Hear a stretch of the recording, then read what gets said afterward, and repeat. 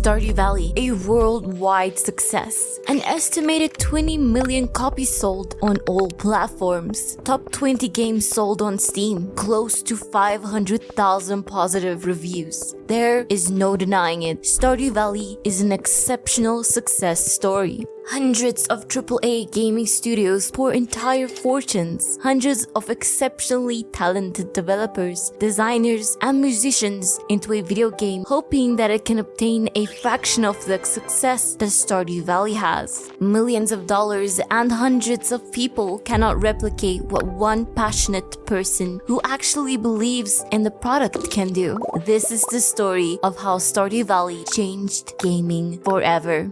Indie games being successful has already been proven. Games like Super Meat Boy, Splunky, and even Undertale are some of the most addicting and successful indie games that have ever been released. But these games did not define the future of a genre of gaming like Stardew Valley did. It is true that Stardew Valley is inspired by another game, but Stardew took inspiration from Harvest Moon, refined the heck out of every aspect of the farming mechanisms, and added its own magic sauce to make it incredible. Nowadays, every new farming sim in development is inspired by Stardew Valley. Coral Island, Sun Haven, Palia, Roots of Pacha, The Ranches, all of them inspired by Stardew Valley. Not Harvest Moon or Story of Seasons, or really any other farming simulator. Stardew Valley is the pinnacle of farming simulators, and most developers who want a similar level of fame are unfortunately getting it wrong. Developers are missing the plot with their own farming simulators.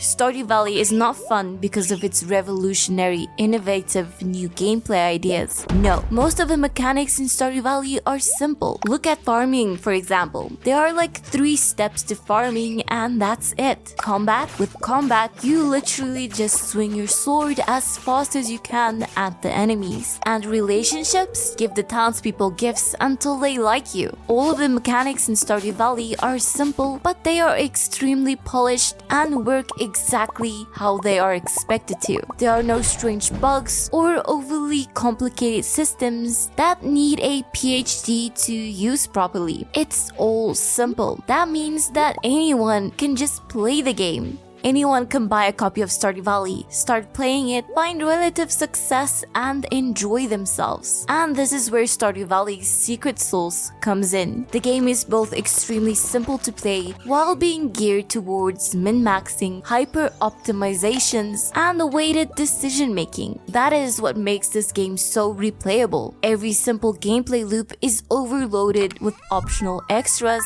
that can heavily increase the complexity and, most importantly, efficiency. The game boasts an exceptional progress system that is perfectly paced as you learn the game. A clear overview of your progression through the game. It starts simple, and as you play, it gets more complicated, more robust, and naturally more efficient. But what is important is that the complexity is optional. ConceredApe has made a game that anyone can play in any way they want. Some will just pick it up, farm a little, and marry their favorite villager. Others will min-max the game and do more than any logical person thought was possible. The point here is that both of these players can exist in the same world. Stardew Valley has an environment that is perfect for both the casual and hardcore players. It's really hard to make a game that can cater to both of those extremes.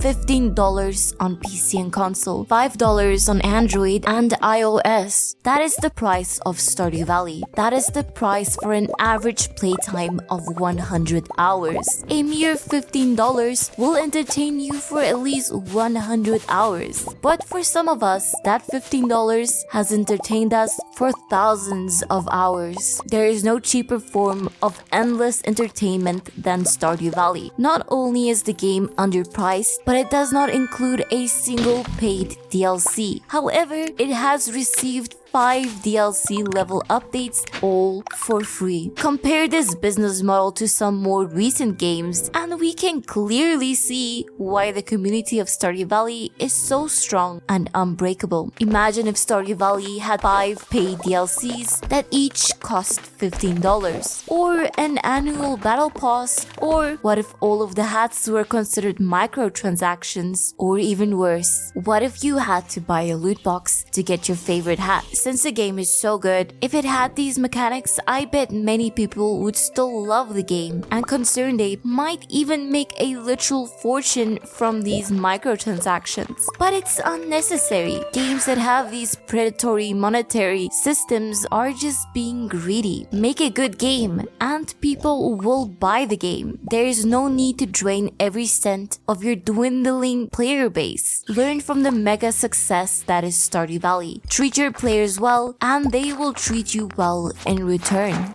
One man, one ape. ConceredApe worked on Stardew Valley all on his own. He was the product owner, scrum master, designer, writer, artist, coder, and even music composer. How the heck did one person actually make this massive game? And most importantly, how did he do it with barely any bugs or performance issues? How can it be that a multi-dollar company like Bethesda take years and years to make a game like Fallout 76? A game that not a single person actually wants to play. A game so buggy, incomplete, and unfun that is just normal to make fun of. Stardew Valley is the most successful farming simulator ever made and can be considered a baseline for any future farming simulator. Any new farming simulator that gets released will be compared to Stardew Valley, and if it isn't better, then it's doomed to fail. Stardew Valley has created this massive expectation from developers that their game will be just as good, if not better, than Stardew Valley. The truth is, would you play a worse version of your favorite game? Of course not. There are already a bunch of really good farming simulators, but none of them even have a tenth of the player base that Stardew Valley has. This might have actually influenced ConceredApe himself and his new game. What if Stardew Valley is so successful that the developer himself doesn't want to try and compete with it? Maybe that is why the Haunted Chocolatier is not a farming simulator. The biggest impact that Stardew Valley will have on gaming is setting up the stage for a bigger, better farming simulator. Stardew Valley was a considerable improvement on Harvest Moon. The next big farming sim is going to blow Stardew Valley away and be absolutely incredible. Exciting times are coming for the farming simulator genre. Who will take the crown from Stardew Valley, the undeniable best farming simulator out there? Thank you for watching this video. What impact do you think Stardew Valley has had on gaming as a whole? Let me know in the comments below. But for now, I will see you in the next video.